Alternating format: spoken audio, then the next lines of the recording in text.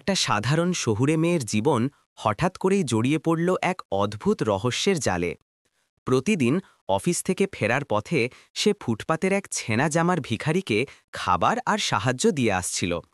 এই কাজটা হয়তো তার কাছে একেবারেই সাধারণ দান ছিল, কিন্তু ভাগ্যের পর্দার আড়ালে সেই ছোট্ট মানবিক স্পর্শই জন্ম দিল এক অসাধারণ ভালোবাসার গল্পের। বন্ধুরা, সেই সন্ধ্যার ঘটনাটাই ছিল এমন, যেখানে একটা সাধারণ দয়া থেকে শুরু হয়েছিল এক রূপকথার মতো সম্পর্ক। প্রথম দেখা, চোখের ভাষা আর অদৃশ্য টান থেকেই ধীরে ধীরে তৈরি হলো এক রহস্যময় প্রেম কাহিনী। অফিস থেকে ক্লান্ত শরীর নিয়ে রিয়া যখন স্কুটি চালিয়ে পাড়ার রাস্তায় ফিরছিল, তখন সারাদিনের চাপ তার মুখে স্পষ্ট ছিল। চারপাশে ট্রাফিকের শব্দ, গাড়ির হর্ন আর মানুষের ভিড় সবকিছুই তাকে দ্রুত বাড়ি পৌঁছাতে চাইছিল। ঠিক সেই সময় তার চোখে পড়ল ফুটপাতে বসা এক ভিখারি। পুরনো ছেঁড়া জামা গায়ে, এলোমেলো চুল, হাতে ছড়ানো বাটি আর ধুলো মাখা মুখ, যেন বছরের পর বছর ধোয়া হয়নি। দৃশ্যটা তার মনে অদ্ভুত এক টান তৈরি করল। গত কয়েকদিন ধরে সে ওই একই রাস্তায় যাতায়াত করছিল, আর প্রতিদিনই ওই ভিখারিকে একই জায়গায় বসে থাকতে দেখত। কিন্তু জানে না কেন আজ হঠাৎ করেই তার হৃদয় গলে গেল। সে স্কুটি থামালো, পকেট থেকে 1 টাকা বের করে বাটিতে ফেলল, বলল, এখন চেঞ্জ নেই, এটাই নাও। ভিখারি কোনো কথা বলল না, শুধু তাকালো। সেই চোখে ছিল গভীর নীরবতা, যেন হাজারো কথা বলছে অথচ ঠোঁট চুপ। রিয়ার মনে অদ্ভুত এক কাঁপন জেগে উঠল। তাড়াতাড়ি স্কুটি স্টার্ট করল, বাড়ির দিকে এগিয়ে গেল। কিন্তু পুরো পথ জুড়ে সেই চোখ তাকে তাড়া করে ফিরল। পরের দিন আবার একই ঘটনা ঘটল। রিয়া অফিস থেকে ফিরতেই ভিখারি উঠে দাঁড়িয়ে তার সামনে এলো, হেসে হাত বাড়ালো।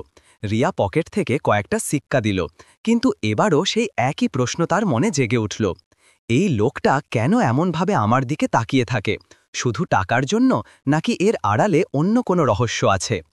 দিনগুলো কেটে যেতে লাগলো, আর এটা যেন রুটিন হয়ে গেল। রিয়া ওই রাস্তা দিয়ে ফিরলেই ভিখারি সামনে এসে দাঁড়াতো।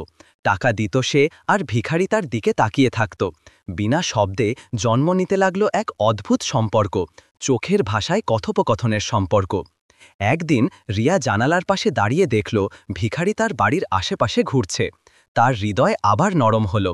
সে ডাক দিল, থামো, খাবার নিয়ে নাও। রান্নাঘরে গিয়ে মাকে বলল খাবার প্যাক করে দিতে।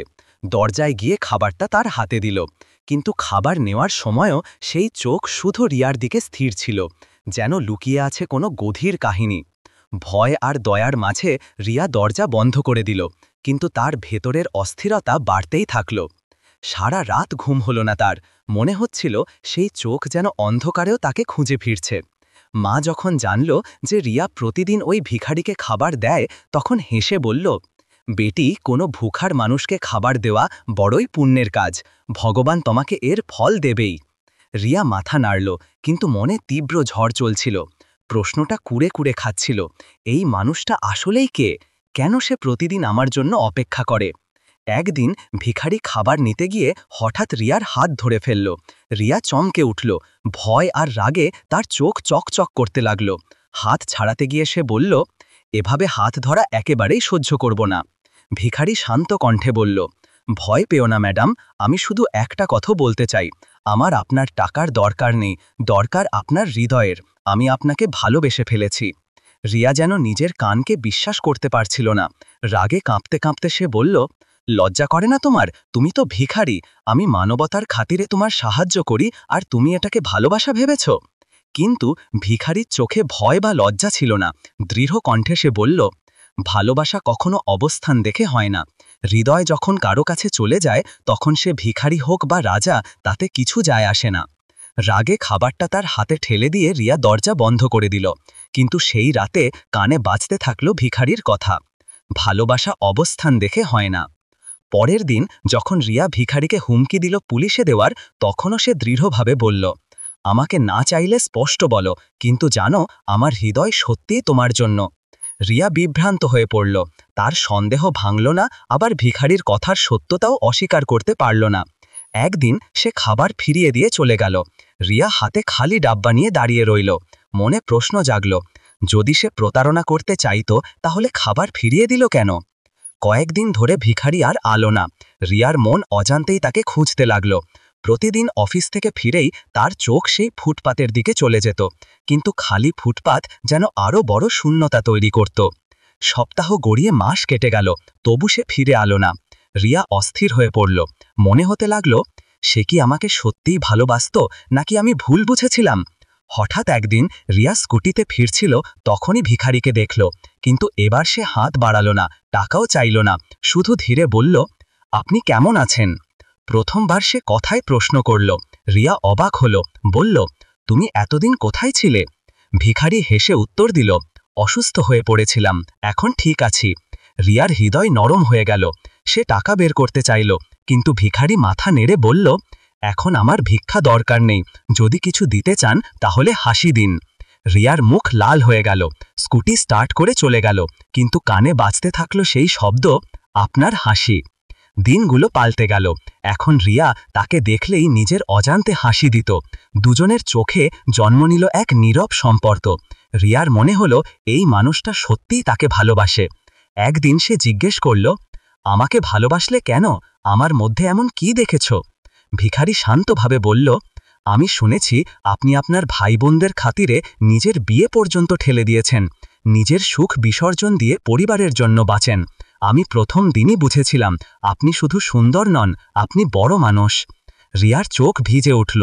সে অনুভব করল জীবনে প্রথমবার কেউ তার ত্যাগের মূল্য দিয়েছে। ধীরে ধীরে সেও তার প্রেমে ডুবে গেল।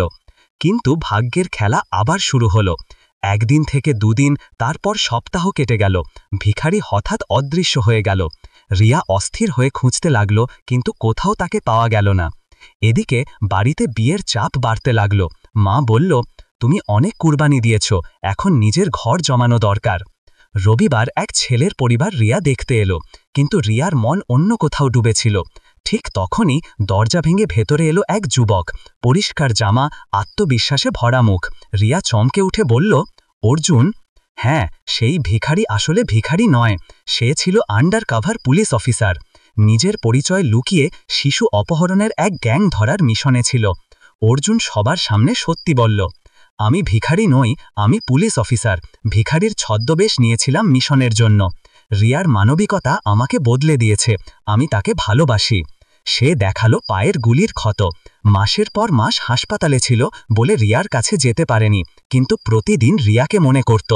রিয়া চোখ ভিজিয়ে বলল, আমি তো ভিখারি ভেবেই তোমাকে ভালোবেসেছিলাম, এখন যখন তুমি আসল পরিচয় জানিয়েছ, আমি কিভাবে তোমাকে ঠেলে দেব? মা রাজি হয়ে গেলেন, আর দুই পরিবারের সম্মতিতে বিয়ে হলো রিয়া আর অর্জুনের। সুখের সমাপ্তি। অর্জুন শুধু রিয়াকে নয়, তার মা আর ভাই বোনদেরও নিজের পরিবারের মতো গ্রহণ করল। রিয়ার মা প্রায়ই বলতেন, আমি তোকে বলেছিলাম বেটি, ভগবান তোর কুরবানির ফল অবশ্যই দেবেন। দেখ, তুই পেয়েছিস এমন স্বামী যে তোকে সত্যি রানীর মতো রাখছে। বন্ধুরা, মানুষকে কখনো তার চেহারা বা অবস্থান দিয়ে বিচার করো না। ছেঁড়া জামার আড়ালেও লুকিয়েও থাকতে পারে এক সোনার হৃদয়। কখনো সেই মানুষই তোমার জীবনের সবচেয়ে বড় আশীর্বাদ হয়ে ওঠে।